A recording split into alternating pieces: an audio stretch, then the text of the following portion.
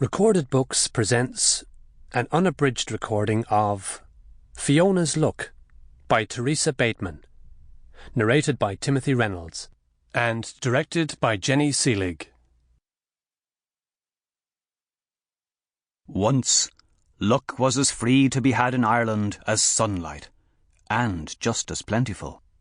It filled the air, and anyone could grab a handful of it as the need arose. This was largely due to the leprechauns, for they made luck like cows made milk. Then the big folk arrived in Ireland. They were so large the luck clung to them wherever they went. "Something will have to be done," the king of the leprechauns declared. "We can't have those huge people soaking up all of the luck. What would be left for us?"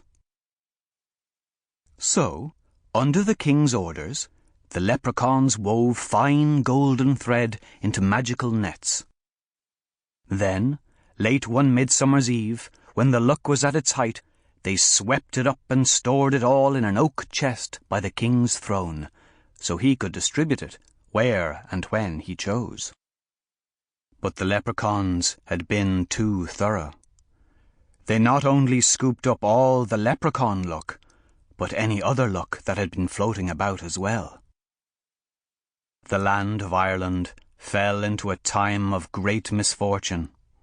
Hens gave no eggs, and cows would not let down their milk. The potatoes rotted in the ground. Now it happened that in Ireland there lived a woman named Fiona. She knew the lack of luck had to be the work of the leprechauns. So it followed that they alone could restore good fortune to the land. But getting luck back from a leprechaun would be like squeezing water from a stone. Not that it can't be done, but it usually requires more strength than you're apt to have. Sometimes cleverness, though, is worth more than strength. So, Fiona took her last coins and used them to buy a cow and some chickens. Then, every morning and evening, she would take that cow into the barn.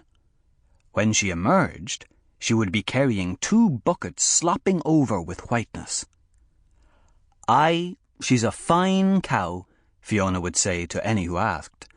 "It's lucky I am to have her." Soon the rumours began. While others were short on luck, Fiona had pails of it. Every morning, Fiona would go in. Sample complete. Ready to continue?